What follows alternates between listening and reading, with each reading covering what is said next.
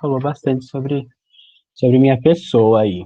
É um prazer estar falando com vocês, e eu tô vendo que, pelo que vocês já me falaram, não tem só pessoal da São Judas aqui.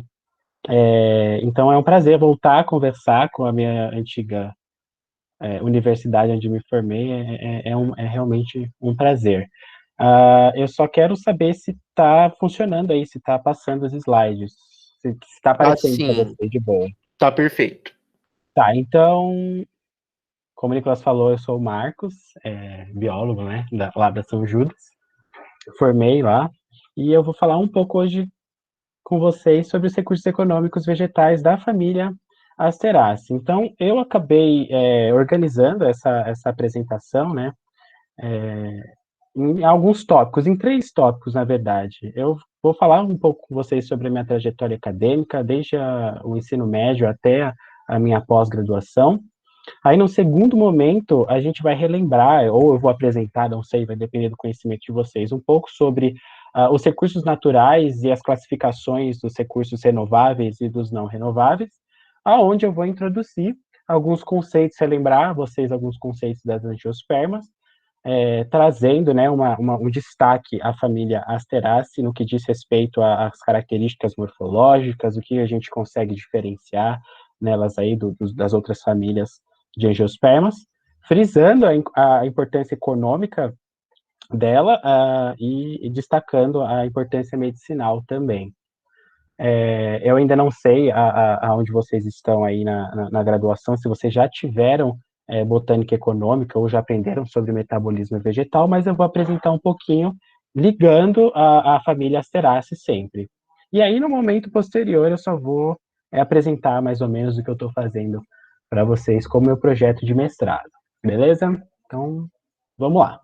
Esse aqui sou eu, Marcos Lorenzi, antes da pandemia, de cabelo cortado, né? Porque, como vocês podem ver, né, não corto cabelo faz bastante tempo. Eu me considero uma pessoa, um estudante brasileiro, como acho que todos vocês. Eu sempre tive as minhas dúvidas, né? E muito desespero, que eu acho que isso faz parte do currículo do estudante, dúvidas e desespero. Então, desde o ensino fundamental, eu comecei a me preocupar sobre o que eu ia fazer, né, no meu futuro profissional. E aí eu acabei me acostumando já com provas.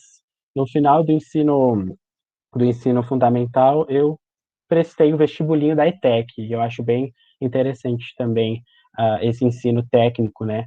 E eu acabei entrando lá na ETEC Horácio, aqui perto de casa, né, na Vila Guilherme, onde eu fiz o meu ensino médio, tive a oportunidade de fazer alguns cursos técnicos, mas como eu sou muito indeciso, eu prestei vários, entrei em vários, sei lá, edificações, comunicação visual, e não quis entrar em nenhum, porque eu sempre ficava com o pé atrás. Só que, beleza, você vai se formando no ensino médio, você fala, beleza, agora é só me formar, fazer as provas de boa, só que chega no final do terceiro e você se pergunta, vou prestar Enem, vou prestar FUVEST, Unicamp, e o que que eu vou fazer de curso superior, né? E mais uma vez, desespero e muita indecisão. Aí eu acabei fazendo o Enem, pessoal, desculpa, eu acabei não colocando o apontador. Acabei fazendo o Enem, e aí, com a nota que eu tirei no Enem, eu consegui uma bolsa pelo ProUni lá na Universidade de São Judas Tadeu em biologia. Mas se eu não tivesse prestado biologia, eu acho que eu escolheria algum curso que envolve artes, tipo design gráfico. Olha que interessante, né? Super a ver. Biologia e design gráfico. Aí eu fui nessa empreitada aí, né? São Judas Tadeu, lá no campus da Moca, onde eu fiz o curso anual, né, que agora vocês fazem o semestral, de 2015 a 2018. E era muito interessante porque a São Judas oferecia o ensino de biologia, né, de ciências biológicas, no período da manhã e no período da noite. Só que a partir do segundo ano, né, do curso, que duravam 4, a gente acabou juntando todas as turmas, de manhã e a de noite. Então fez uma turma muito grande. E essa turma aqui foi o pessoal que conseguiu aí se formar no quarto ano comigo. É, eu acho muito interessante falar da São Judas, porque no meu tempo, era o que eu estava conversando agora com o Nicolas, a gente tinha muitos eventos, era muito interessante. A gente não teve um TCC de fato, mas todo ano a gente tinha a jornada de ciências biológicas, onde a gente confeccionava um banner, falava sobre algum assunto, escolhia um professor como orientador desse nosso banner, né? E a gente apresentava para qualquer pessoa lá no pátio do Campus Moca. A gente tinha palestra, a gente tinha saída de campo, era bem enriquecedor mesmo. E aqui é a minha cara de felicidade, né? Apresentando o meu penúltimo pôster na Jornada de Ciências Biológicas. E aí o Carlão entrou na minha vida aí no segundo ano do curso de Ciências Biológicas, e ele estava chegando, né, da Universidade de Guarulhos, onde ele tinha um grupo de pesquisa de estudos, né, em aracnida.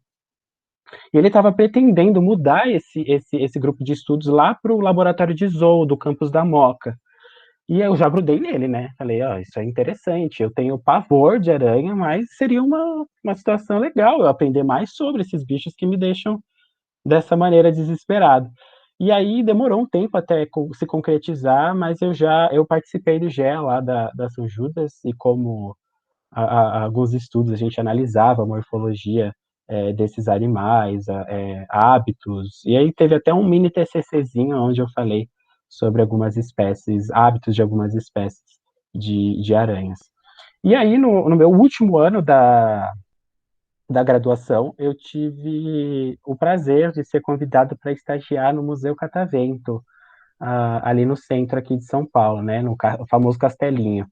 Aí, num primeiro momento, eu participava da sessão da vida, né, que é a sessão de biologia de lá. Só que surgiu uma oportunidade de ir para a área da matéria, né, que falava muito sobre química. E aí eu me identifiquei 100%, porque na matéria tem uma sessão que é do show de química, né, onde a gente fazia química para todo mundo. Então, eu sempre falo para quem quiser e puder, se inscreve como estagiário no Museu Catavento. Eles realmente chamam, e é uma experiência assim que te abre portas, principalmente para você que é mais introvertido e quer se soltar.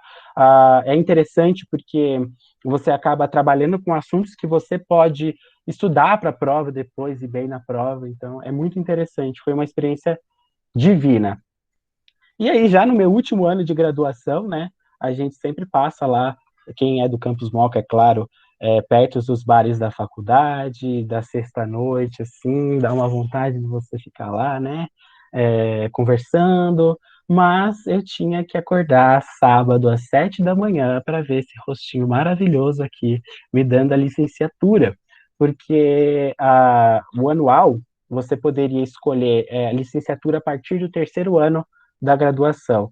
E não implicaria em nenhum problema, você faria bacharel e licenciatura juntos. Era uma oportunidade muito excelente. Aí eu agarrei a ferro e fogo, e a recompensa foi essa aqui, me formar em ser biólogo e professor de biologia pela São Judas Tadeu. Então era aquele ditado, né? Quem viu o close do biólogo não viu o corre do biólogo, né? Essa aqui era a minha cabeça no último ano da graduação. Eu tinha que fazer o estágio de bacharel e o estágio de licenciatura. E ainda estudar para a prova, acordar cedo. Então, a cabeça do estudante na graduação, ela quase pifa mesmo. E aí eu acabei saindo, né? Nos últimos anos da graduação, eu acabei saindo, né? Da São Judas, me formei, graças a Deus. E a gente sempre tem uma matéria que a gente se identifica mais. E as matérias que eu mais me identifiquei no curso foi imunologia e botânica, mais aprofundado em botânica econômica. E aí eu falei, tá, e aí, o que que eu posso fazer nessas áreas do conhecimento, né? Eu posso trabalhar, sei lá, numa multinacional, eu posso fazer o quê? E aí começou essa batalha interna para saber o que eu ia fazer, se eu conseguia juntar os dois, se eu ia fazer um de cada vez. E aí, mais uma vez, batalhas internas, em que eu demorei bastante tempo para decidir o que eu queria. E aí surgiu uma luz, e essa luz foi uma amiga que eu tinha durante a graduação, que ela fazia iniciação científica lá no Instituto Butantan, e ela falou assim para mim no último ano: olha, você fica atento que vai abrir as inscrições para especialização lá no Butantan. E aí eu falei, poxa, olha aí, ó, já não sei o que eu vou fazer ano que vem, vamos ver se eu gosto de alguma área dessa especialização, né? E aí eu me inscrevi, né, na especialização, para fazer a prova de especialização, e lá no Instituto Butantan. essa especialização é feita em parceria com a Escola Superior do Instituto Butantan e com o SUS. Ou seja, eu era um funcionário do Butantan e um funcionário do SUS ao mesmo tempo, né? E aí eu fui nessa empreitada aí. São algumas provas que já eu falo mais detalhadamente como elas são para vocês.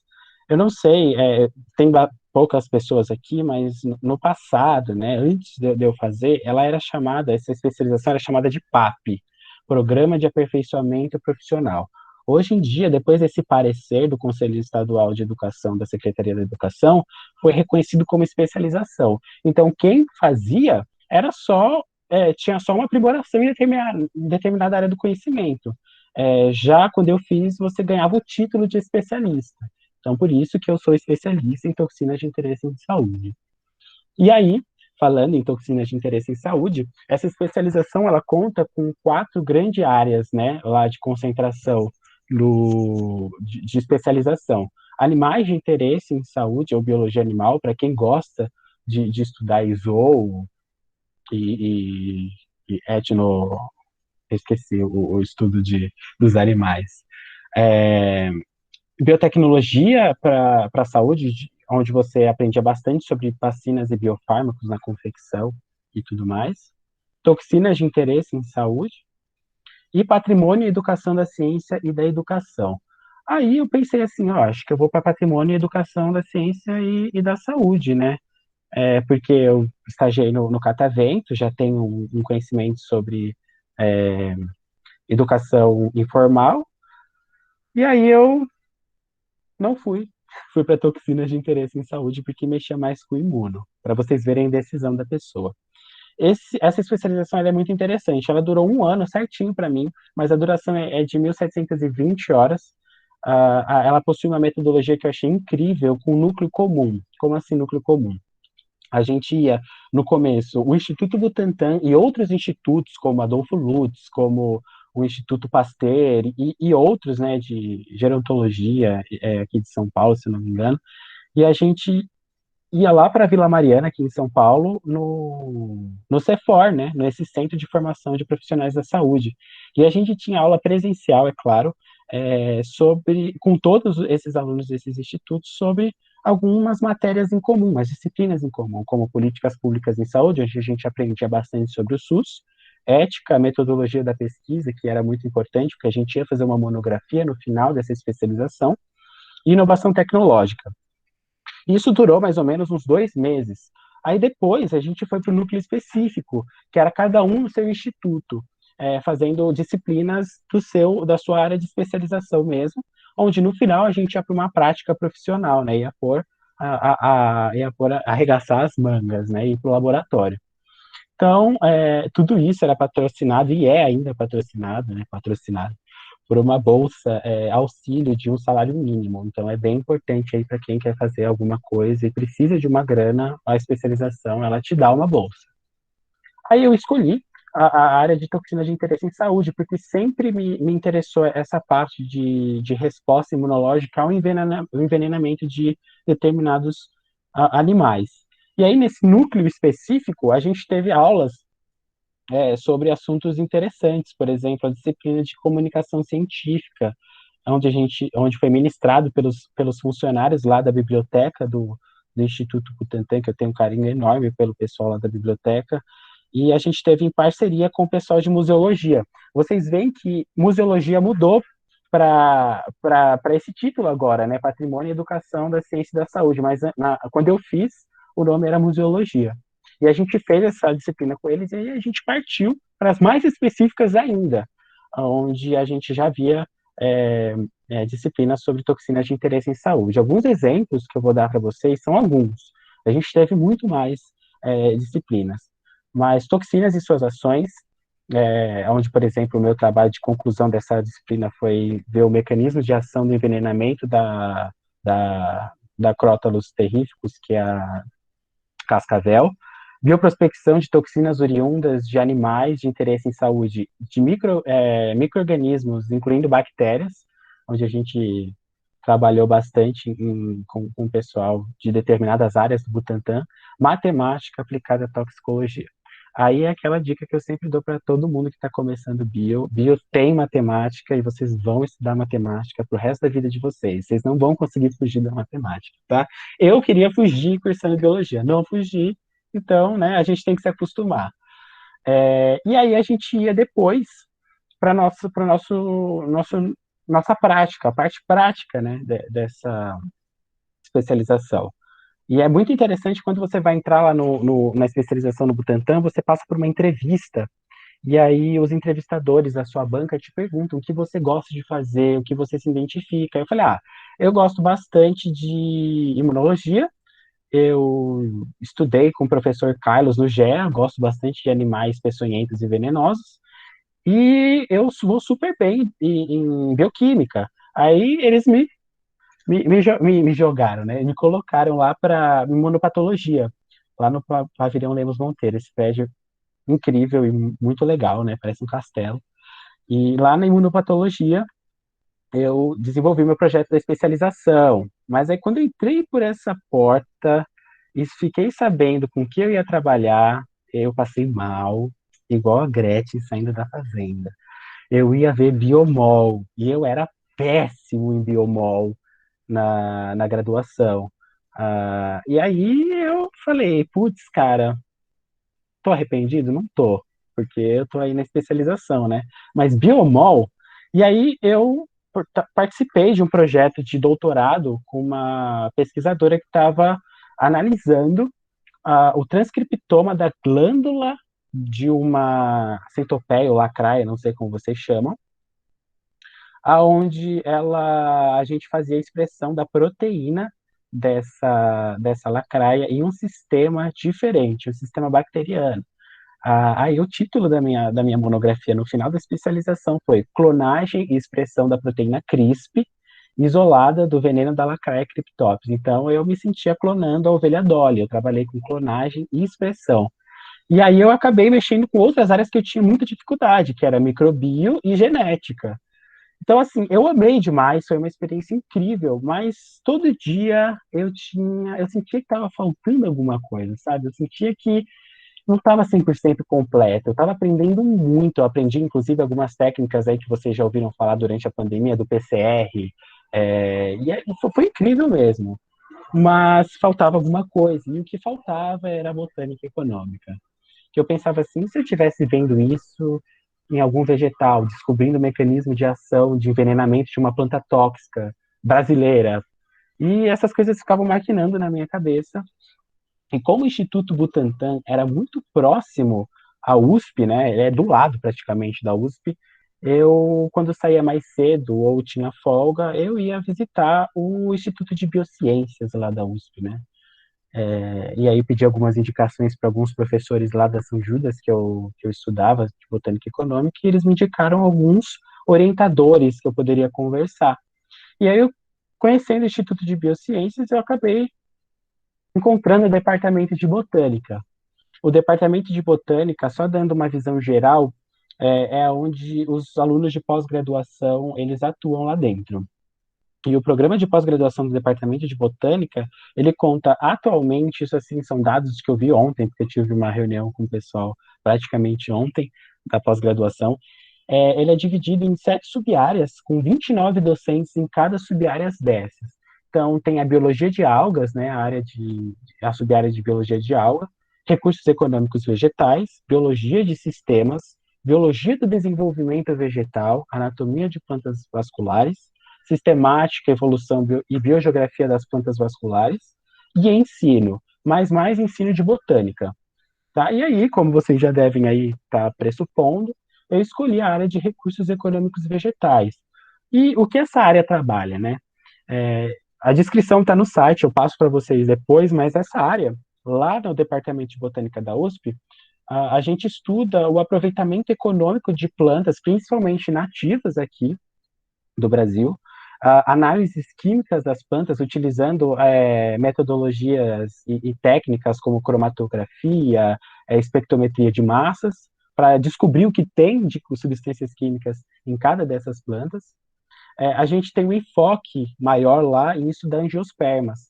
E a gente acaba também estudando ecologia aplicada, ou seja, Quando, por exemplo, uma planta age sobre outro organismo, o emprego medicinal, que é super também super buscado, e uma parte que é bem interessante são os micro-organismos endofíticos, aqueles que moram dentro da planta, como bactérias e fungos, né?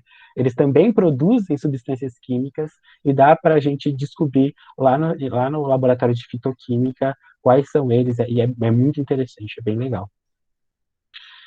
E aí, escolhi escolhi um orientador, né?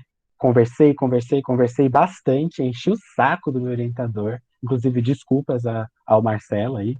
É, e a gente decidiu finalmente o meu projeto de mestrado, onde eu consegui, felizmente, unir duas áreas do conhecimento que eu gostava muito, que foi o que eu falei para vocês, né? A botânica e a imunologia. Então aí eu ganhei a minha vida, certo? Errado, errado. Porque eu tinha meu projeto, tinha meu orientador, mas eu não tinha entrado de fato no programa de pós-graduação em botânica da USP. E para você entrar lá no programa de pós-graduação, existe uma prova de proficiência em inglês, uma prova de ingresso no programa, existe uma entrevista, desculpa que falta uma vírgula aqui, existe uma entrevista e você finalmente entra, né? Então eu costumo falar que nesse período eu tinha três estados de espírito. O meu primeiro estado de espírito era esse, né? A Inês Brasil cantando Segura na mão de Deus, porque eu realmente segurei nas mãos de Deus. Eu estava na minha especialização, eu tive que fazer a prova de proficiência em inglês, onde eu não sabia quase nada de inglês. Eu fiz a minha prova de ingresso, tudo ao mesmo tempo, sem respirar e ainda fazendo trabalho em laboratório, a minha monografia. Então eu falei, é isso, né? Vou tentar, vamos ver no que vai dar. E aí passei nas duas provas, e aí eu fui para a entrevista. Aí esse meu segundo estado de espírito estou seca. Ela falando que ela está seca, porque eu realmente fiquei seco. Que você tem que apresentar para uma banca o seu projeto antes de você entrar. Se ele é exequível no curso de tempo que você, no período de tempo que você vai estar no mestrado, se você vai precisar de bolsa, se é um assunto relevante que tem a ver com de botânica. E eu fiquei literalmente seco, porque a cada pessoa que entrava na minha frente, eu ficava mais nervoso. Eu acabei secando o galão de água lá do prédio onde teve a minha entrevista. E aí, meu terceiro estado de espírito, finalmente eu ser frescos, quando eu vi o meu nome lá na lista dos aprovados para o programa de mestrado do Departamento de Botânica, onde atualmente eu estou lá no laboratório de fitoquímica desenvolvendo o meu projeto que a gente vai conversar já já. Brincadeiras à parte, mas vamos falar melhor aí sobre o tema da minha palestra, né? Relembrando um pouco e trazendo para vocês, se vocês não conhecem, o significado, né, do nome recursos naturais. Recursos naturais é tudo aquilo que está à nossa volta na natureza, em que que para nós, acaba tendo alguma utilidade. E acaba, tudo aquilo que é passível de utilização. Eu gosto de usar esse exemplo, né, das ferramentas que eram utilizadas e de outros utensílios pelos primeiros hominídeos, né? Eles utilizavam coisas que estavam ao redor deles, arcadas dentárias de animais, pedras, rochas, na verdade, né? Ossos, peles para se cobrir, as madeiras para fazer fogueira, né? Então, tudo isso são recursos, é tudo que a gente pode utilizar que está presente na natureza ao nosso redor. Com o passar do tempo e o avanço da tecnologia, esses recursos foram passíveis de monetização. Como assim? Começaram a valer grana, porque houve um aumento da demanda, pois a nossa população cresceu em tamanho, e a gente começou a explorar diferentes e novos recursos na natureza. E aí tem esse exemplo que eu gosto bastante de dar para explicar essa monetização, né, desses recursos naturais. Imagina que você tá lá e essa aqui é a camomila. A camomila tá lá crescendo bonitinha, é um recurso da natureza, e você colhe ela e essa camomila ela acaba passando por processos de transformação. Como assim? Você despende o seu tempo de colhê-la na natureza, você despende de uso de tecnologias para transformar essa camomila em determinado produto, e você desenvolve uma habilidade que muitas vezes pode ser única, né? E tudo isso acaba originando um produto final, que seriam os, sei lá, né, dei um exemplo, né, de um produto obtido da camomila, que são esses shampoos, clareadores de cabelo, calmantes e tudo mais. Tudo isso é passível de grana. Então, a gente tem de recursos naturais duas grandes classificações. Os recursos naturais renováveis, que são aqueles que se recompõem com o tempo de recomposição deles na natureza é compatível com as nossas necessidades, né? Isso é bem interessante eu falar compatíveis com nossas necessidades, porque se a gente for pesar as necessidades, a gente precisaria de duas terras hoje para dar conta do que a gente realmente precisa, né? E dentre esses recursos renováveis, a gente tem os recursos agrícolas, né? Como, por exemplo, a madeira. Olha aqui que interessante, né? Essa extração de madeira super legal. Tem até um funcionário do IBAMA aqui fiscalizando de tão legal que essa extratora de madeira ela é, né? E se ela é cortada direito, enfim, óbvio que não, né? Que essa imagem aqui ela é super problemática, a extração ilegal de madeira aqui no Brasil é um problema, e mas se as madeiras, se as madeiras são extraídas direito, as plantas conseguem sobreviver e se reformar, e aí depois de um tempo a gente vai lá e colhe de novo. É meio utópico falar isso, porque isso não acontece, né? Mas é uma alternativa.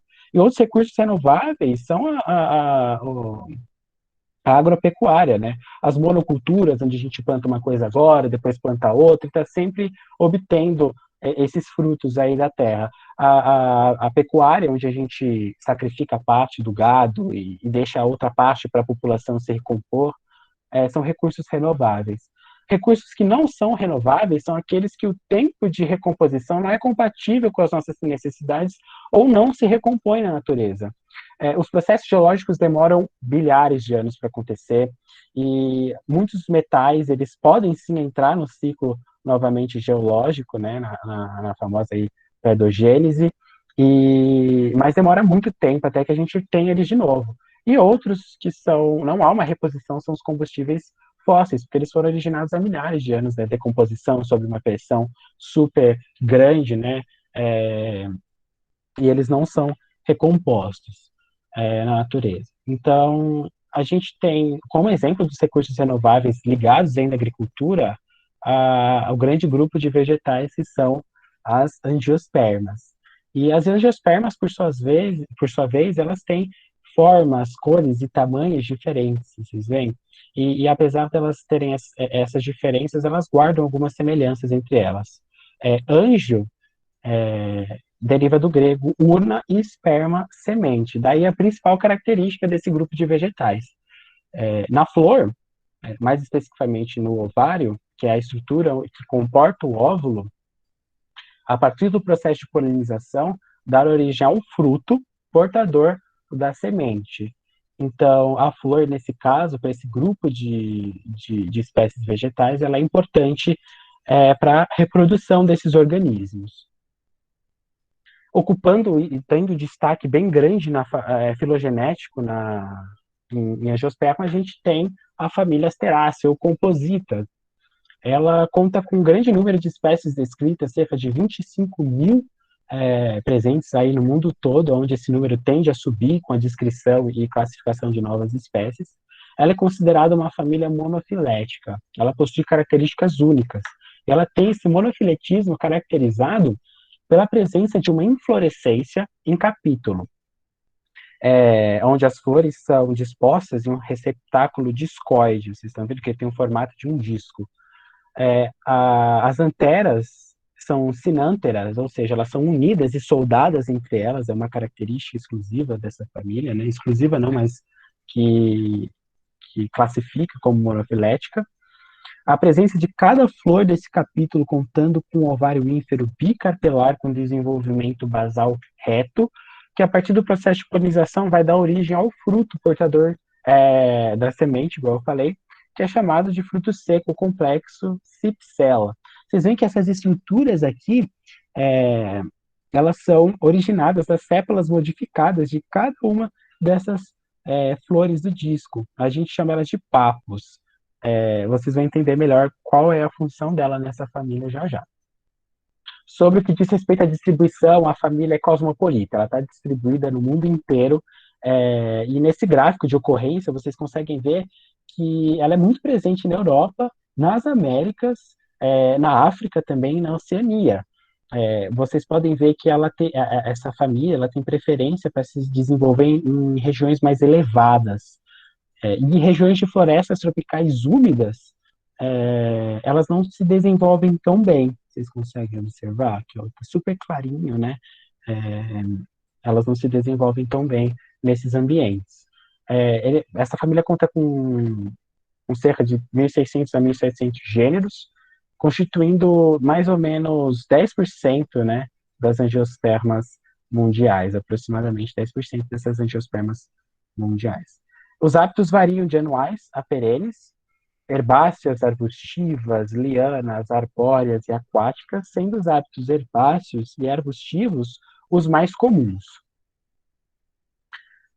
Sobre o que diz respeito às classificações filogenéticas, muitos taxonomistas no passado, eles acabavam classificando as teráceas, né, os representantes de teráceas, de acordo com a semelhança na morfologia, de acordo com a morfologia externa. Mas acabou se vendo que tinha uma semelhança, certos gêneros de tribos diferentes e de próprios gêneros diferentes. Então, houve a necessidade de buscar novos métodos de classificação filogenética com o passar do tempo, onde atualmente um dos exemplos é a área de, é, de, de genética, né, onde nós usamos dados genéticos para classificar as espécies encontradas dessa grande família, gêneros e tribos também. Hoje em dia, munidos desse conhecimento sobre genética, a gente tem uma super classificação da família, onde ela conta com a presença de 12 subfamílias e 43 tribos. Parece assustador, mas eu garanto para vocês que esse cladograma ele é muito rico em informações.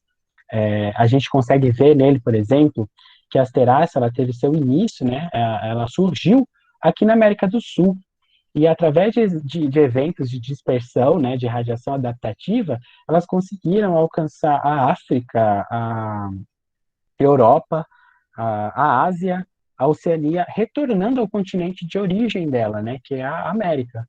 Também é possível a gente ver aqui que existem muitas tribos nessa família, né? E é possível a gente observar que em tribos mais basais, né, o número de espécies é bem limitado e ele vai derivando em número, né? O número vai aumentando de acordo com quanto mais recente é essa tribo. Destaco para vocês a subfamília asteroide, existem outros que também são bem interessantes, mas a subfamília asteroide, ela tem muitos representantes, principalmente aqui nas Américas, sendo uma tribo muito relevante para o meu estudo, para o estudo de asterácea aqui no Brasil, é a tribo Eupatori, com cerca de 2.200 espécies. A tribo Eupatori, no Brasil, conta com a presença de 326 gêneros, sendo 71 deles endêmicos aqui, 2.205 espécies, sendo 1.362 delas endêmicas, distribuídas assimetricamente em todas as regiões fitogeográficas do nosso Brasil. Agora, vocês devem se perguntar, o que levou essas plantas a se distribuírem tão bem e assimetricamente pelo mundo todo? Esse sucesso evolutivo, ele é muito ligado a evoluções e inovações importantes nessas espécies, que acabaram favorecendo a radiação adaptativa dos representantes da família. Evoluções e inovações importantes essas, como as características morfológicas.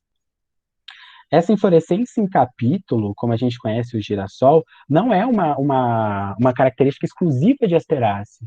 Ela está presente em outras famílias, como Calyceraceae e Gudeniaceae, mas não exibem uma diversidade nem integração floral típica de Asterácea. Aí, a questão de curiosidade para vocês, integração floral típica de Asterácea significa, vamos usar como exemplo o girassol, as corolas laterais delas, elas se desenvolvem primeiro e não murcham ou caem até que todas as flores do disco tenham passado pela antese, né? Pelo desenvolvimento dela, pela polinização de todas elas. Cada florzinha dessa possui brácteas involucrais em formato de cálice que protege contra a herbivoria por certos animais. E aí aqui eu acho que é o que vocês mais vão relembrar. É, as sépalas modificadas em papos ajudaram, são tidas como auxiliares na, na radiação transoceânica, pelo vento. Um integrante da família Asterácea que vocês devem conhecer é o dente de leão. Quando você sopra o dente de leão, você está exercendo aí o vento e você vê que o fruto ele voa, né? E isso é bem relacionado com a dispersão dessa família no mundo inteiro. Outras são as características químicas, que essa família ela acaba produzindo uma variedade de compostos, principalmente no que diz respeito à defesa química, incluindo a produção de sesquiterpenos e poliacetilenos, e o que confere aos integrantes da família uma resistência às condições climáticas mais severas. E é bem interessante, já já eu falo melhor para vocês. Outras características que são bem importantes são as características genéticas. Eventos de poliploidia ou duplicação do genoma da família acabaram levando a alterações de alguns genes que deram algumas características novas. Por exemplo, o clado dos frutos fitomelânicos, mais presentes aqui na América do Norte, os frutos acumulam fitomelanina, que é aquela camada mais escurecida do fruto, protegendo da radiação, da dessecação pela radiação ultravioleta e impedindo a herbivoria por certas larvas de insetos.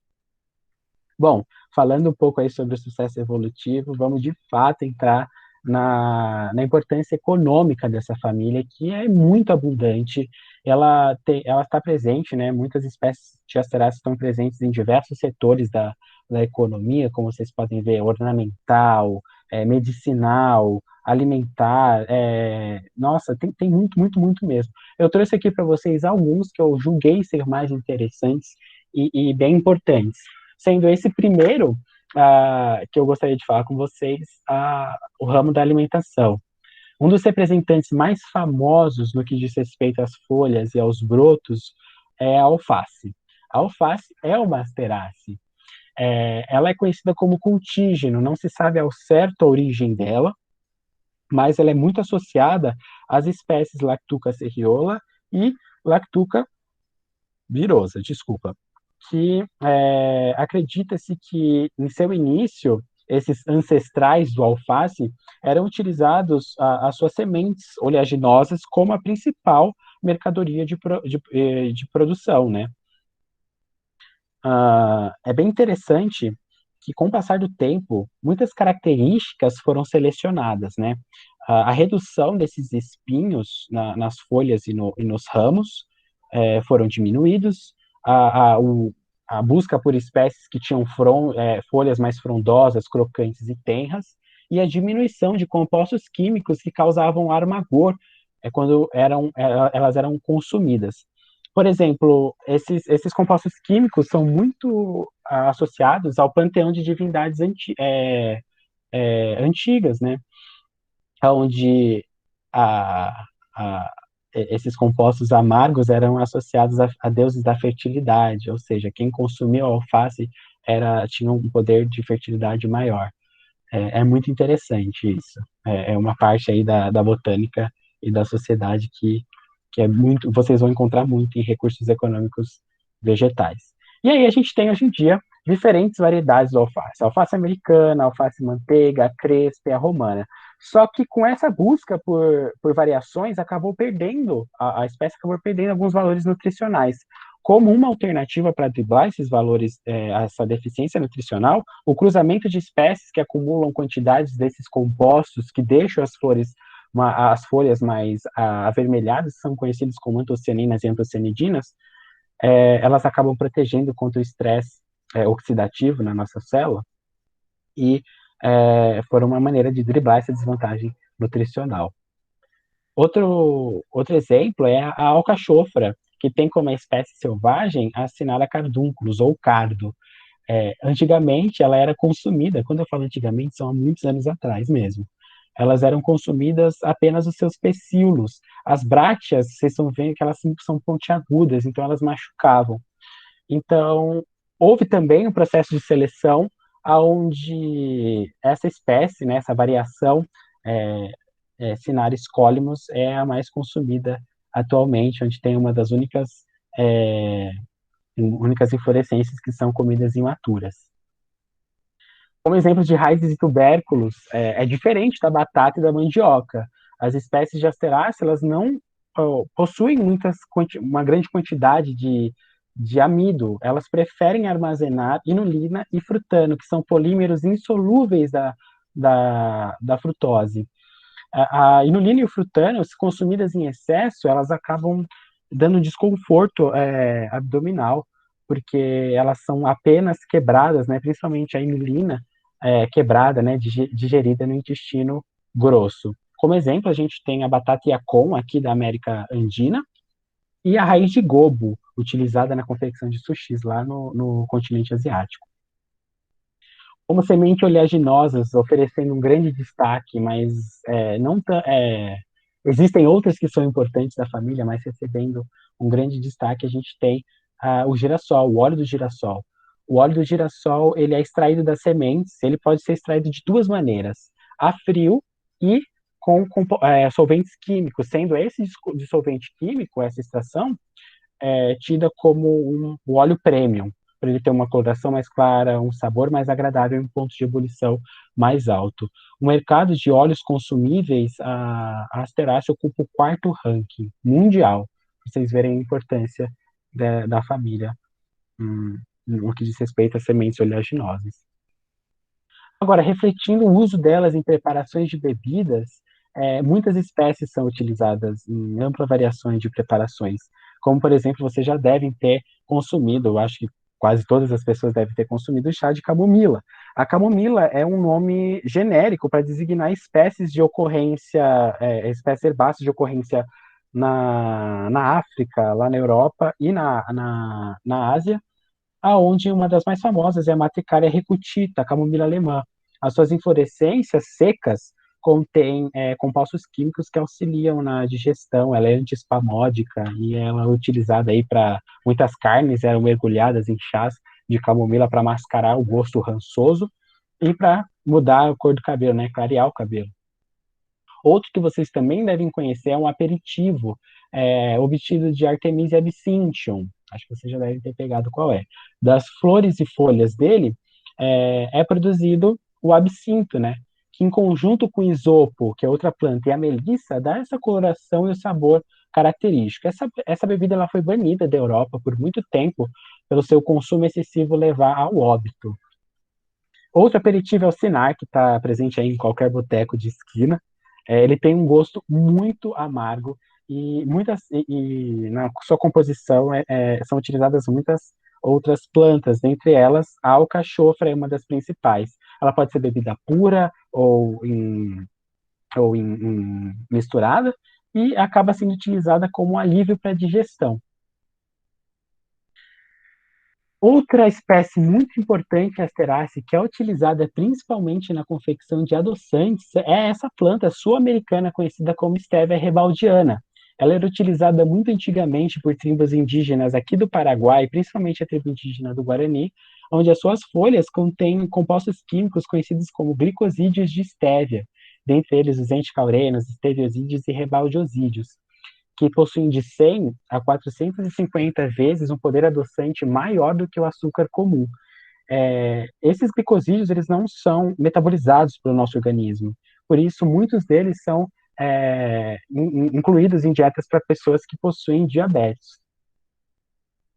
Agora, mostrando mais para vocês a interação de Asteraceae com os organismos ao seu redor, a família é uma das únicas, é uma das principais, na verdade, produtoras de inseticidas comercialmente eficazes devido à produção de compostos chamados piretroides.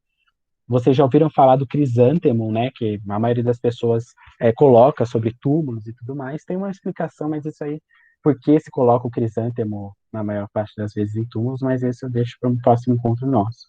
Tá na Cetus cirenifolium, do seu, ou o crisântemo das suas inflorescências quase maturas são colhidas, secas e são feitos extratos dos quais contém esses compostos piretroides que agem como inseticidas. Eles possuem uma rápida ação no sistema nervoso de insetos, sendo não tóxico para mamífero e tendo um período de vida curto no ambiente, ou seja, eles são excelentes. No início da Segunda Guerra Mundial, houve um aumento da demanda desses piretróides para incorporação em cremes de sarna para os soldados usarem durante as batalhas e para livrar das pestes, né, pulgas, piolhos, carrapatos, que estava tendo infestação, né, naquela época. As carnes também eram mergulhadas em compostos em soluções contendo os piretróides para prevenir a infestação por insetos. Bem interessante essa parte.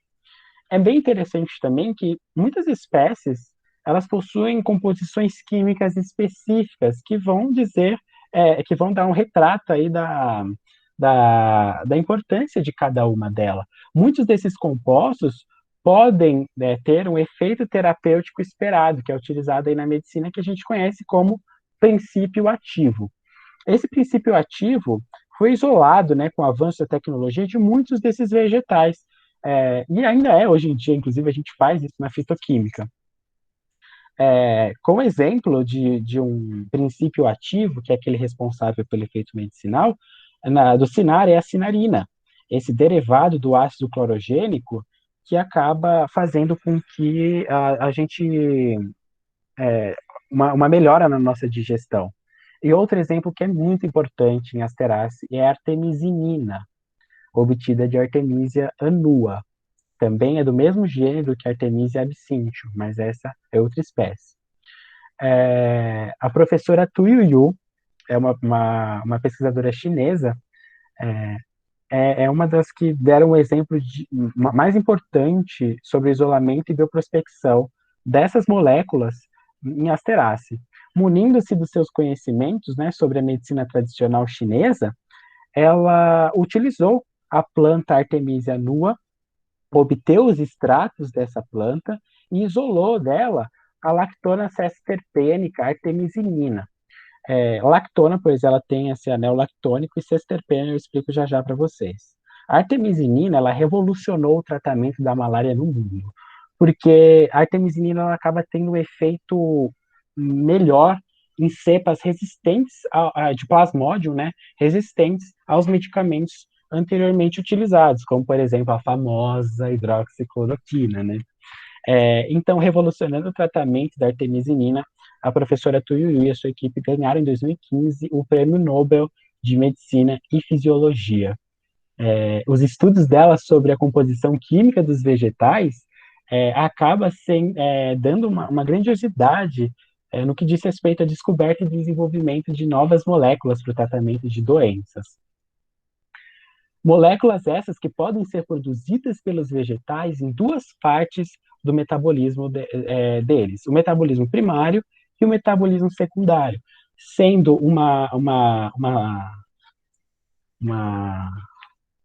puxa, esqueci o nome, sendo um retrato, né, da produção desse metabolismo secundário, os metabólitos secundários. Esses metabólitos secundários, eles não estão presentes só em vegetais, eles podem estar presentes em outros organismos, mas eles são amplamente diversos nesses organismos, sendo então uma expressão da individualidade de cada um desses organismos, né? É bem interessante que os metabólitos secundários, eles não são produzidos sob qualquer circunstância, e muitos deles ainda não se sabe a relação de benefício com o seu produtor. Muitos deles já são estudados no que diz respeito à comunicação da planta com o ambiente ao seu redor. A planta não corre, não chuta, não grita, ela precisa se comunicar com o seu ambiente de uma maneira mais efetiva. E isso devido ao acúmulo de pigmentos nas folhas e flores, liberação de compostos químicos voláteis inibindo ou atraindo polinizadores ou outros animais, compostos antipalatáveis impedindo com que as plantas sejam predadas e interação com micro-organismos no solo. É bem importante, quando a gente fala de metabolismo secundário, a gente falar sobre a fase escura da fotossíntese, que é a fase de fixação do carbono. Essa é a fase descoberta, né, pelo Melvin Calvin, esse químico, em 1997, aonde ela dá origem aos precursores das grandes vias do metabolismo secundário. Um desses grandes precursores é a molécula de glicose. Ela vai participar aqui tanto no metabolismo secundário, nas vias, dando origem às vias do metabolismo secundário, quanto no ganho de energia para os vegetais. Eu vou falar bem rapidamente, porque não é o intuito dessa palestra entrar em metabolismo secundário aprofundado com vocês, mas eu vou falar um pouco sobre os principais metabólitos secundários vistos em Asterace, as principais vias. A gente tem a via do mevalonato metileritetol-fosfato, que é a responsável pela síntese dos terpenos. Dentre eles, a gente tem os monoterpenos, aonde é responsável pela síntese da tujona, né, o monoterpeno cíclico tujona, responsável por aquele efeito neurotóxico da, da, do absinto. Os monoterpenos irregulares lá do crisântemo, que são os piretroides, os sais terpenos e lactonas terpênicas muito presentes em Asterace, como, por exemplo, o alfa-bisabolol, que é o princípio ativo antispamódico do chá da camomila, o tanacetum paternio, que tem o paternolídeo, essa lactona terpênica que auxilia no tratamento da enxaqueca e cólicas abdominais, como de terpenos, com 20 carbonos, nós temos os glicosídeos de stevia, e tetraterpenos os carotenoides, que além de servirem lá como é, protetores da fotooxidação durante a fotossíntese, eles aumentam o rendimento da mesma. Em conjunto com os flavonoides, eles dão origem a esses discos de néctar. Vocês conseguem ver? Aqui que eles não são visíveis ao espectro de luz que a gente enxerga, mas sim de alguns polinizadores. Dessa maneira, eles acabam agindo como um guia da recompensa floral, favorecendo o processo de polinização. É bem interessante isso. Além de participar da via da formação dos discos de néctar, a via do ácido chiquífico é responsável pela síntese dos fenilpropanóis. Dentre eles, as lignanas e as ligninas, né? As lignanas e ligninas, elas são responsáveis por dar estrutura ao vegetal, e foi o principal ganho evolutivo, um dos principais ganhos evolutivos que favoreceu as plantas se despenderem dos hábitos aquáticos. E outros exemplos são os flavonoides. Os flavonoides, eles têm uma ação nos vegetais, principalmente nessa espécie de Lithopappus rhinocerotis de Asterace, de célula alopática, sendo muito associada aos flavonoides spidulina, eupafolina e cismaritina, das quais elas inibem o crescimento de outras plantas ao redor dela. Isso é muito interessante. É bem interessante também falar que os flavonoides têm biossíntese mista. Uma parte dessas moléculas são originadas pela via do acetato malonato e a outra pela via do xiquimato. Outras funções são a interação com micro-organismos do solo, a fixação das bactérias nitrificantes nas raízes, são feitas com auxílio desses compostos químicos, a mudança da coloração durante o desenvolvimento da flor e a proteção contra os raios ultravioletas também são funções de compostos dessa via, são funções dos flavonoides. A via do ácido malônico, vocês conhecem como os ácidos graxos, né? Dentre eles, na família Aceraceae, nós temos os poliacetilenos, que servem como inseticidas dissuasores alimentares, impedindo a alimentação, e as fitoalexinas, que acabam sendo compostos químicos liberados quando a planta sofre estresse mecânico ou por algum herbívoro. Dentre eles, em Aceraceae, dos extratos de Carlina aquarius, a gente tem o óxido de carlina. Ele é utilizado no tratamento de câncer, no tratamento contra infecções, ele é muito utilizado mesmo. Bidens pilosa, picão preto, vocês já entraram em mato e saíam com a calça cheia dos picões pretinhos e tinha que ficar tirando, essa é a planta. Nela, no composto químico bem presente é o fenilpatrieno. Esse poliacetileno é fototóxico. Se ele entra em contato com a nossa pele e a gente tem a incidência da luz solar, a gente tem uma dermatite naquele local. Mas ele é utilizado como antiparasitário, antifúngico e entre outras. Os compostos nitrogenados, para quem gosta da interação de plantas e insetos, são responsáveis pela síntese dos alcaloides, que possuem um caráter básico e diferentes atividades. A partir do aminoácido alifático onitina, a Asteraceae produz os núcleos de pirrolizidina que darão origem aos alcaloides pirrolizidínicos, que possuem uma ocorrência, vocês podem ver, bem restrita a certas tribos de Asteraceae, sendo mais estudada na tribo Senecio. onde besouros da classe Platífora e Oreina usam como secreções defensivas. Eles armazenam e usam como secreções defensivas. Todos esses metabólitos secundários podem dar a essas plantas propriedades medicinais, tá? Que são apreciadas em diferentes locais do mundo, principalmente aqui no Brasil, onde no início dos anos 90, o Sistema Único de Saúde procurou estudar esses compostos ativos dessas plantas bem utilizadas na fitoterapia brasileira, buscando de uma maneira mais segura incorporar a prática da fitoterapia no sistema de saúde brasileiro. Então, através da Relação Nacional de Plantas Medicinais de Interesse ao SUS, que conta com cerca de 71 espécies, 12 delas são da família Asteraceae, vocês já devem ter conhecido.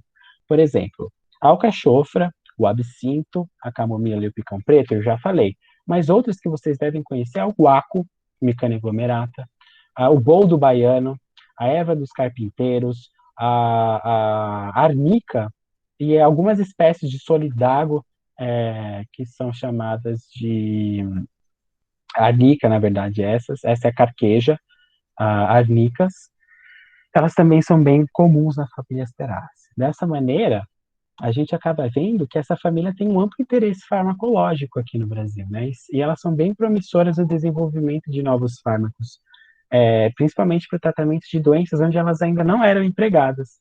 Por exemplo, o câncer.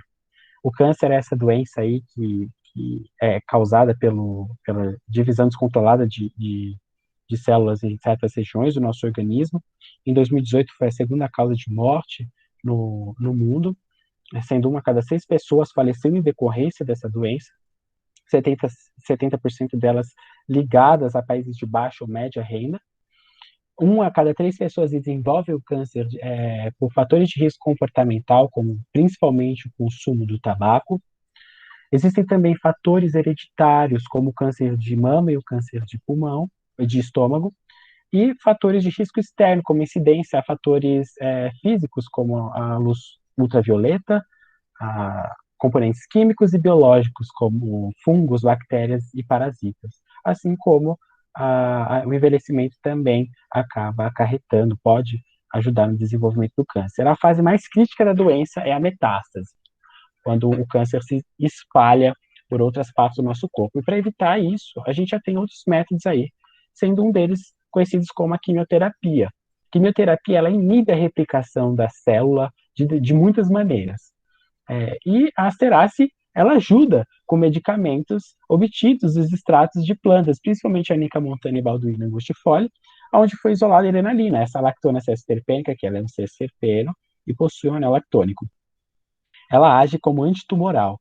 E a Venona amigdalina foi extraída, a venolepina, né, também uma lactona terpênica, que tem uma ação seletiva na topoisomerase. Ela impede a duplicação da fita de DNA, interferindo no ciclo da célula, causando a morte programada dela.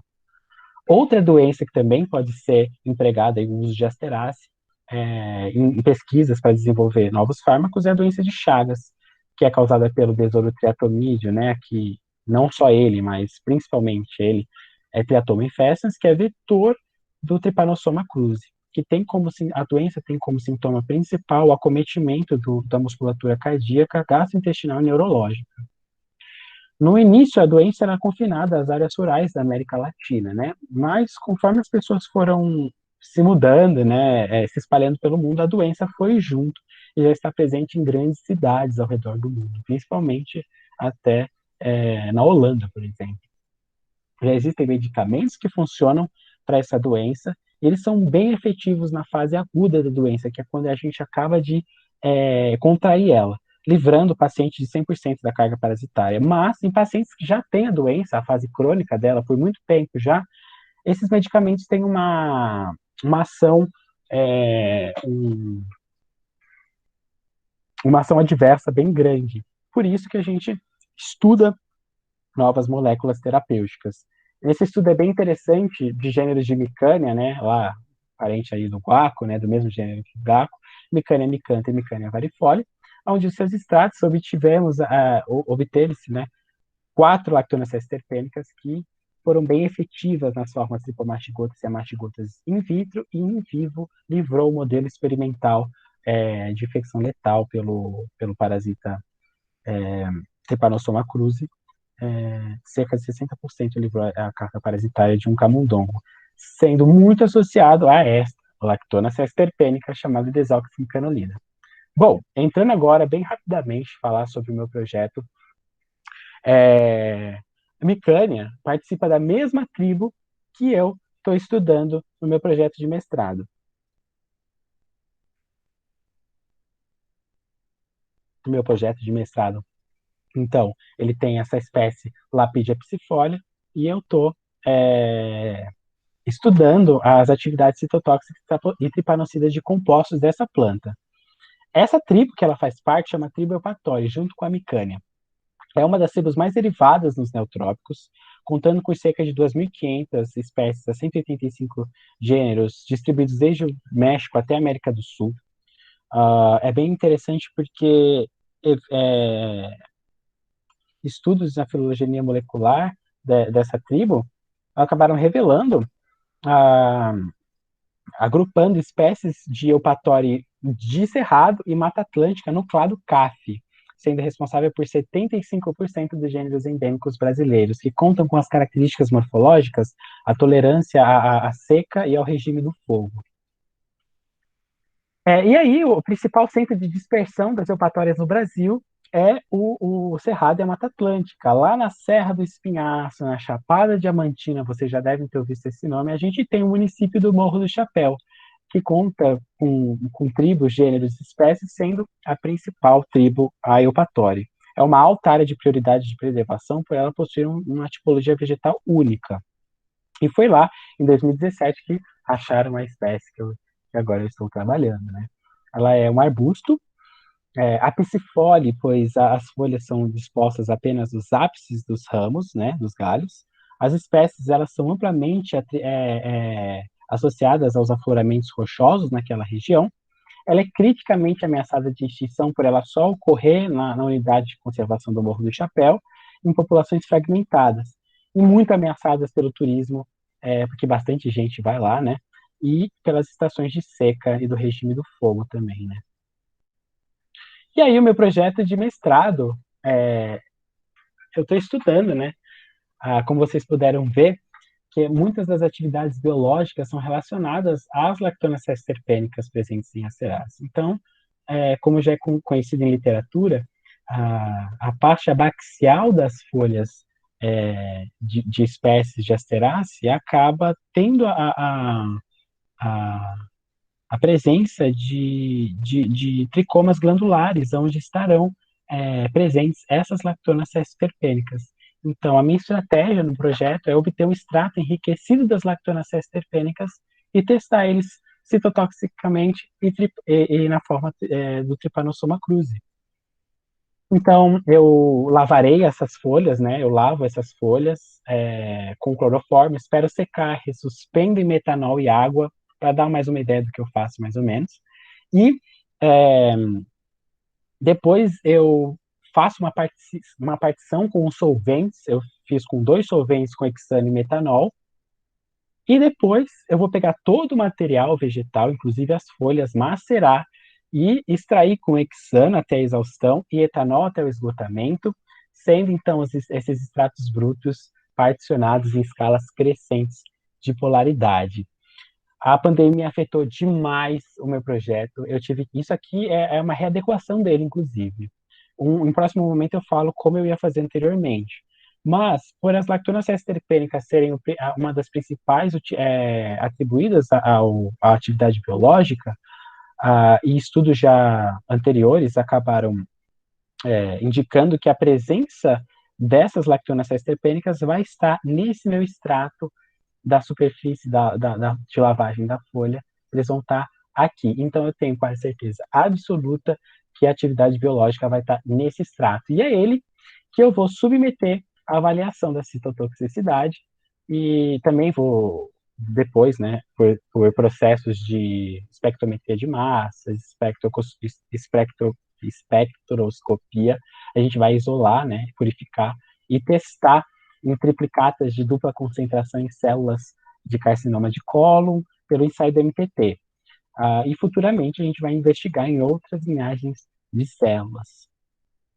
E a atividade tripanocida a gente vai testar em uma cepa, numa linhagem, né, LLCMK2 de Trypanosoma cruzi, onde eu vou contar ela em um hematocitômetro de Balmer, dissolver essa fase, né, de extrato da superfície foliar e substâncias isoladas em DMSO e aplicar em triplicatas de 7 concentrações diferentes, empregando aquele medicamento como droga padrão, benzenidazol, investigando, né, a morte, se ocorre a morte desse parasita. É praticamente isso que eu tinha para falar para vocês sobre o que eu vou fazer. Eu dei uma corrida um pouco sobre o meu projeto em algumas partes, porque eu falo bastante. E para encerrar, eu gostaria aqui de lembrar a todos vocês que não tiveram aula com essa professora incrível. Ela faleceu, se eu não me engano, no início desse mês, no final do mês passado. Ela era uma professora excelente da São Judas, ela contribuiu demais para a minha formação como biólogo. Ela me ajudou também a escolher essa parte mais ligada à botânica. É uma perda muito grande para não só para São Judas, mas para todas as pessoas que eu acredito que ela marcou um pouco da vida. Porque além dela ser a minha professora, ela era uma grande amiga e uma pessoa que ela era muito mentora minha.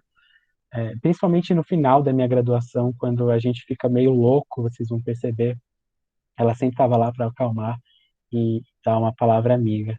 E apesar de algumas coisas que aconteceram aí com ela nos últimos anos, que não foram as melhores, ela sempre estava firme e eu admiro muito ela por ela ter sido, né, essa mulher incrível, bióloga, professora e mãe. E aí um exemplo de mulher bióloga e bióloga no Brasil e no mundo, tá? É isso, galera. Valeu aí por vocês me ouvirem. E eu quero abrir agora, se o Nicolas me permitir, para as perguntas, igual o Pablo fala, né? Perguntas, questões sentimentais. É... Sim. Uma saudade, inclusive. Sim, vamos abrir para a pergunta. Eu queria agradecer, né, também o pessoal que está aqui já, enquanto vocês vão formulando as perguntinhas aí. Queria agradecer a queridíssima professora Fátima, que também está aqui com a gente.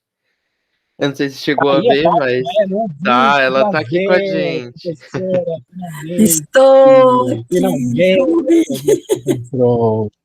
Você não me chamou para palestra, mas eu entrei. Eu tinha certeza que você ia entrar. Inclusive, eu pensei que o Carlão ia, mas ele deve estar ocupado, não deve? Ou ele está aí? Sim, ele pediu, ele agradeceu muito, ele pediu desculpas, que acho que ele tá ocupadão e ele falou que não conseguiria entrar, mas ele mandou um abraço. Não tem problema nenhum. A Fátima já está aqui, vocês querem mais do que? Foi ela que me ajudou aí a entrar nessa área que eu estou agora. Inclusive, professora, desculpa se eu falei alguma coisa errada, tá? Pelo amor de Deus. Imagina, depois eu quero falar, mas depois Beleza, eu quero beleza, falar. beleza. E aí, galera? Ô Marcos, eu tinha anotado aqui uma perguntinha que eu tinha feito para mim mesmo, né? Eu falei, depois eu pergunto. Eu queria saber, quando na parte que você falou da alface, né? Por exemplo, aquela mudança que você falou que teve com o tempo e a perda das estruturas, dos espinhos e daquele gosto amargo, né? Que as primeiras espécies tinham. Essas características, elas foram perdidas através de cruzamento dessas espécies feitas por humanos ou justamente para que a gente possa hoje, né, utilizar como um meio de alimentação ou foi por diferenciação da própria espécie? Isso é muito interessante, que eu acho que você já deu as duas respostas que eu ia te dar. Existem esses dois processos. A própria história evolutiva de uma família pode originar uma característica totalmente diferente por conta própria, mas eu acredito que no caso do alface, depois eu passo, se vocês quiserem, esse artigo que inclusive fala do uso aí pelas populações antigas, que eu amo, inclusive, foi principalmente pela modificação pelo homem, né? Essa seleção artificial, porque como ela já tinha, se vocês conseguiram ver, essa importância cultural, né? eles acabaram cruzando as diferentes espécies para usar como alimento mesmo. Eu acredito que tenha sido essa o real, né, aí dos cruzamentos, das variações que a gente tem hoje em dia. Eu acredito que não houve uma perda 100% desses espinhos e desses compostos mais amargos, né, que dão esse sabor mais amargo. Eles estão presentes, só que, sei lá, super diminuídos em uma quantidade menor, mas atendendo aí as demandas das cozinhas ao redor do mundo e dos gostos das populações em que o alface está presente, que acredito que seja o mundo inteiro. Matei a sua pergunta ou eu fui prolixo? Claro, perfeito, perfeitamente, muito obrigado. Eu Beleza. queria comentar também que teve um projeto de extensão da São Judas sobre plantas fitoterapêuticas. Então, eu não sei se ainda tem esse projeto, eu sei que eu fiz, acho que há um ano atrás, precisa dar uma olhada, não sei se ele entrava como curso ou como projeto de extensão, mas está lá no site da São Judas, que a gente estudou bastante as plantas que tinham essas propriedades, né? E que na farmácia do SUS, que o SUS acaba usando essas plantas na farmácia, na farmacinha do SUS, é um projeto que o SUS tem, né? É muito, muito, muito legal mesmo. Eu acho muito interessante essa parte aí, né? Eu acho que vocês perceberam, né? Eu falei um pouco sobre a importância econômica da família, né? E foquei na importância medicinal dela, que é o que eu estou trabalhando no meu mestrado e o que eu tenho um pouco mais de conhecimento para falar, né? É pouco, mas acredito que dê para passar um pouco para vocês, né? E até aquela própria relação das plantas de interesse medicinais ao SUS foi um marco muito grande na história da fitoterapia brasileira, né? Você ser um país, igual eu falei, super miscigenado, com muitas culturas, com muitas práticas fitoterápicas exclusivas de cada uma dessas culturas, você conseguir estudar isso de uma forma a juntar todas esses conhecimentos ricos, né? Para mim foi um dos maiores ganhos aí do SUS. Eu não sei, se vocês entrarem, eu posso passar o site para vocês. Eu não sei como tá a, a, a, o RNSUS ainda, como tá os estudos sobre ele. Mas se você entra no site, ele te joga para outro do Ministério da Saúde que não tem nada a ver, e aí eles não falam mais nada sobre o RNSUS.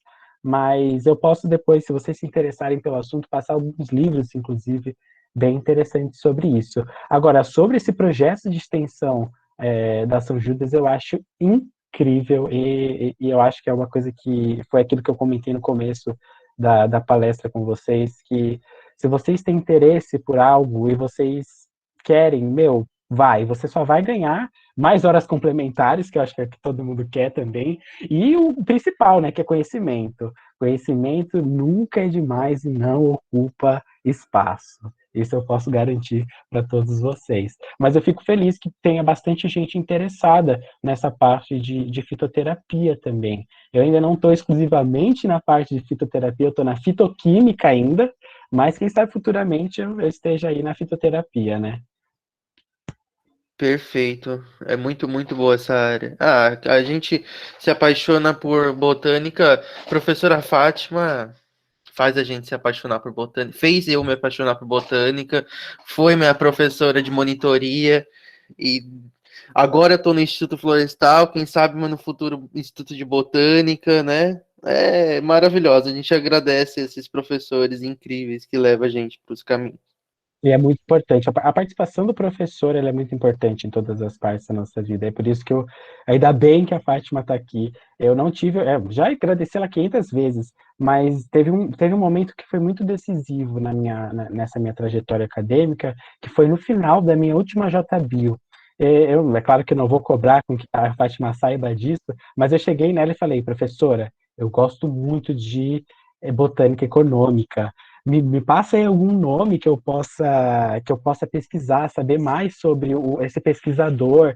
E procurei com a professora Oriana também, que me deu aula na época. E aí a Oriana acabou me dando contato desse pesquisador lá do Departamento de Botânica da USP. E aí eu fui lá e, ó, bati na porta, que é o que eu recomendo para todo mundo fazer. Tira um dia aí, é claro que não durante as férias, porque pós-graduando e pesquisador também tira férias, e às vezes vocês vão encontrar um laboratório fechado ou outro, mas vão conhecer, gente, e, por favor, peçam ajuda para os seus professores. Se não fosse a Fátima e a Oriana, eu não teria feito essa pós agora, eu não estaria no meu mestrado agora. Então, assim, eu sou eternamente grato. Muito obrigado, professora, mais uma vez. Bom, Marcos, acho que é isso, pessoal. Acho que não tem nenhuma dúvida. Eles agradeceram. A Maria Cecília falou você está lendo aí, né? A Maria Cecília. Isso. A Maria Cecília foi aquela pessoa que eu falei para vocês no começo da palestra, que ela era um ano antes que eu, e a gente trabalhou junto no catavento. Ela é incrível. Perfeito, perfeito, perfeito. Inclusive, muito legal. Que pessoa. E a Bruna agradeceu, ela falou que é ótimo ter essas palestras com os ex-alunos de bio da São Judas, né? Para saber onde que vocês chegaram e onde vocês vão chegar ainda, para inspirar mesmo os alunos, porque é uma luta, né? A gente sabe que a biologia não só a biologia, mas é complicado. Uma coisa que eu queria falar assim para a Bruna e para vocês, que eu acho muito interessante, é que eu vejo isso bastante em faculdade particular, assim, que a gente fica meio, ai, mas eu vou competir com o aluno da USP, eu vou competir com o aluno da Unifesp, eu vou competir com o aluno de federal e de outros estados. Gente, confiem no taco de vocês. Eu tive aí aula com professores incríveis e eu não tive isso que eu falo para vocês também, não tenho preguiça de aprender, não tenho preguiça de estudar, não tenho preguiça de encarar aquilo que vocês têm mais dificuldade, porque vocês viram que no começo, na minha especialização, eu mexi com biomol, eu era péssimo em biomol, e aí eu tive essa oportunidade, eu simplesmente, a síndrome do vira-lata, exatamente. A faculdade particular, os alunos da São Judas são incríveis, eu tenho certeza absoluta que vocês estão em super boas mãos, e é isso, gente, é arregaçar a manga e dar a cara a tapa, e eu acho que biologia no Brasil é isso. Vocês nunca vão parar de estudar, e não parem de estudar nunca, porque quanto mais coisas vocês aprendem, mais bagagem vocês vão ter, menos à toa vocês vão ficar no mundo, e vocês vão estar aí sempre se alocando no mercado de trabalho, né, como biólogo, seja como professor ou como biólogo. É isso. Então, antes de liberar a professora Fátima para falar, eu queria falar que o certificado, formas do certificado, o link tá aí no chat para vocês fazerem certinho para não ficar sem o certificado. Só isso, gente. Posso falar? Claro! Matar saudade de vocês primeiro, né? Boa noite para todos, morrendo de saudade de vocês, tá? E parabéns, Marcos. Assisti, assim, entrei, já tinha começado, né? Porque eu estava falando, por acaso, eu fui falar com o Carlos e peguei um pedacinho, mas parabéns, foi muito, muito bonita a sua palestra e falar da minha família, então, né? De Asterácea. Eu tava pisando em ovos, hein? Falou tudo certinho. Pisando em ovos aqui. Mas parabéns, é incrível mesmo, né? E assim, você vê que no fim o pessoal foge da botânica e depois acabam caindo na botânica, né? Eu sempre falo isso. É aquilo que o Nicolas falou, inclusive. Muita gente, durante a graduação, fala, botânica, nunca vou fazer nada em botânica. Nunca, nossa, eu não me vejo trabalhar com plantas. Gente, que horror fisiologia vegetal. Eu tenho pavor à anatomia. Tá bom, vai nessa, viu?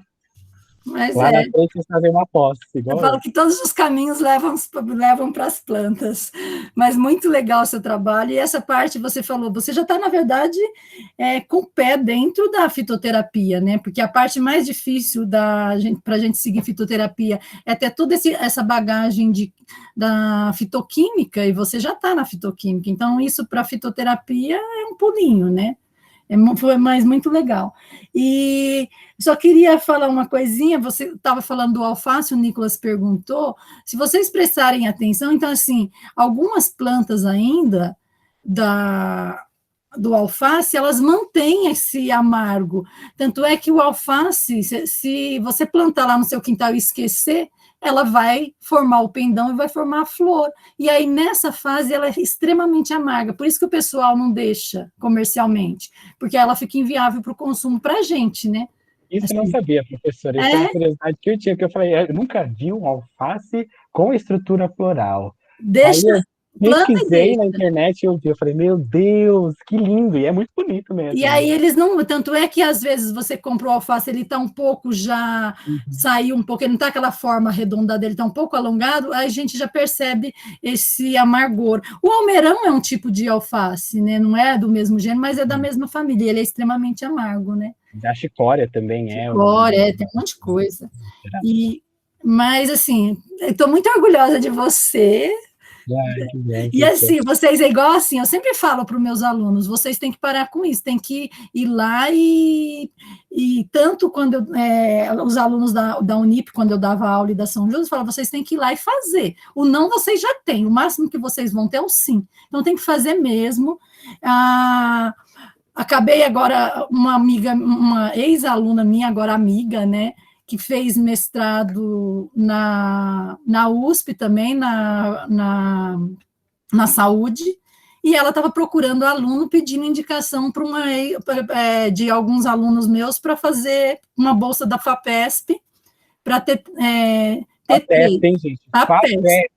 Não é qualquer coisa, é FAPESP, para entendeu? ter três, só que tem que estar formado. Aí eu indiquei meus ex-alunos, né? Então é assim.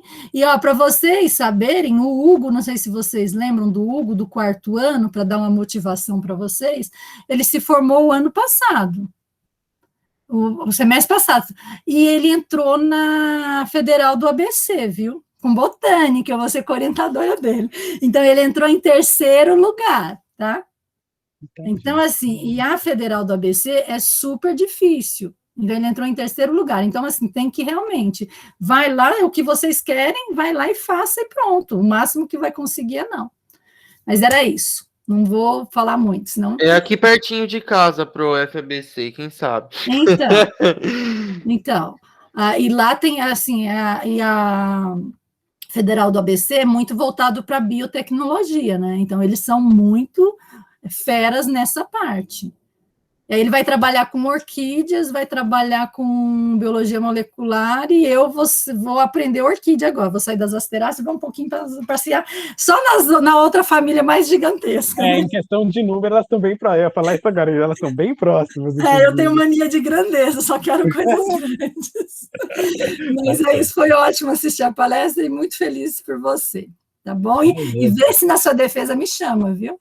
Vou. Inclusive, se vocês quiserem assistir, ela vai ser em junho ou julho do ano que vem. Mas é aquilo que eu falei para vocês, gente. A pandemia, ela afetou todo mundo de uma maneira assim absurda. O meu projeto de mestrado, eu ia fazer uma análise química da planta toda, de toda ela. Eu vou fazer uma análise química agora de uma fração de partição da superfície da folha, entendeu? Então, não se desesperem aí, que é o que eu falei, porque dá para vocês fazerem o que vocês tiverem vontade aí na pandemia. Marcos, era isso que eu ia perguntar, porque essa espécie, ó, eu até tinha esquecido da pergunta que eu ia fazer, essa espécie é super rara, você falou, só ocorre lá no Morro do Chapéu, né? Uhum. E geralmente para fazer análises químicas, o pessoal precisa de muito material. E como que eu vi que você falou que usou 5 gramas só, mas esse já é uma coisa específica, mas você precisou coletar muita coisa, ou vai precisar coletar muita coisa? Então, é o seguinte, essa planta ela é muito interessante porque uma professora da Universidade Federal lá da Bahia, ela já coletou essa A planta. Nádia? A Nádia Rocker, É minha exatamente. amiga. Eu estou trabalhando com uma planta que, inclusive, foi ela que identificou. É ela que descreveu essa espécie. Ela que é autora. E aí ela mandou aqui lá pro Marcelo, que é o meu orientador, e ele tem a Cata lá na sala dele. Eu fiz já inclusive eu não falei para vocês, mas é bem importante, eu já fiz uma análise química preliminar dos extratos da superfície da folha que indicaram a presença das lactonas terpênicas e qual era o outro composto? Possuía um anel lactônico ali, eu me lembro disso. Então, respondendo a sua pergunta, professora, eu conversei com o meu orientador, falei para ele, olha, geralmente a gente usa bastante material para fazer a extração. Ele falou, não necessariamente. Veja bem, no período de tempo que você tem, a gente pode fazer uma análise preliminar da composição química das folhas. E por uma aproximação, ele falou um monte de coisa bem interessante. Uma aproximação química, a gente já pode descobrir o que tem nas outras partes do vegetal, utilizar uma pequena quantidade do material vegetal, esses 5 gramas, por quê? Eu vou submeter eles a técnicas, né, que eu vou precisar utilizar um departamento da USP diferente, que é o departamento de Química, né? E aí, quanto menos material vegetal eu tiver, e menor a quantidade de amostras, mais rápido isso vai sair, mais rápido eu vou ter um resultado, entendeu? Eu poderia fazer com toda a planta, mas, por enquanto, a gente vai se ater nesses 5 gramas das partes vegetais. Tá. Obrigada. De nada, nossa, meu piercing caiu da minha orelha, gente, acontece, coisa da vida. Eu já peguei o contato do Marcos, já enchi o saco dele no WhatsApp, eu falei, Marcos, meu Deus, como você chegou aí? Gente, não, pelo amor de Deus, não pense que vocês vão encher meu saco de maneira alguma. Eu acho que vocês perceberam que eu amo falar, eu amo conversar. Me mandem e-mail, eu vou mandar para o Nicolas, o meu contato. Aí eu posso ensinar vocês como vocês se inscrevem lá na pós da USP, né? E na botânica, eu tenho contato com os professores, eu conheço todos os professores. A professora também entende, né? Então, vocês estão feitos. Eu quero, já tá anotado, anota aí também. É o meu mestrado, eu quero botânica, já coloquei isso já pra minha vida. E, bom, eu tô no Florestal até ano que vem, até o final da graduação, a minha orientadora falou que eu fico lá com ela. E depois eu já até avisei para ela que eu quero ir para botânica. Lá no Florestal também tem, apesar que agora a gente não sabe o que vai virar, né? Eu acho que vai extinguir tudo, né? Então, tem alunos de mestrado e doutorado, né? Mas eu não sei como é que vai ficar agora. Ela falou que minha bolsa até 2022 já está garantida. Que bom. Né? Do IC, pelo CNPq lá. E é isso. Mas eu queria ir pro botânico mesmo, independente. Tá, vai ser Daí a gente vai se falando. É uma aspiração boa. Eu te inspiro a você seguir em frente, que é bem legal, você vai gostar bastante. Eu sou apaixonado. Eu nasci no meio do mato, gente. Minha avó tinha chácara, eu vivia com a minha avó no meio do mato, então pra mim é tudo isso. Eu moro do lado do Florestal, então, vocês querem mais o quê? Eu tava o dia todo lá no Horto Florestal, aqui na Zona Norte, perto do Parque da Cantareira, então a biólogo sempre tem esse pezinho, né? Quando você já descobre desde pequeno que você gosta dessas coisas. É maravilhoso. Uhum. Bom, é isso. Eu queria agradecer, então, a presença de todos novamente, principalmente da professora Fátima e do Marcos, que deu essa palestra maravilhosa pra gente. Eu espero que você volte mais vezes, a gente vai te chamar, é óbvio, para mais assuntos, porque o que tem para falar aí tem muita coisa boa. Na minha especialização, por exemplo, eu já tenho. Já uma oportunidade aí de vocês conhecerem mais sobre biomol, biotecnologia, veja bem. Tá vendo? Então, eu queria falar também para o pessoal ficar ligado, porque em julho vai rolar a Semana da Visibilidade Biológica, aproveitando que a professora está aqui também, o Marcos também, junto com a Universidade de Guarulhos e a Universidade Mackenzie. Então vai ser um congresso bem grande, vai ser palestras bem legais. A gente já está organizando. Para vocês da Liga Acadêmica, me chamem quando vocês quiserem, e eu tenho disponibilidade, eu vou. Eu nunca negarei. Claro, com certeza a gente vai te chamar. Beleza. Então é isso, gente. Muito obrigado e até a próxima. Valeu, gente. Beijo. Tchau, tchau. Beijo. Gente, se vacinem também. Beijo.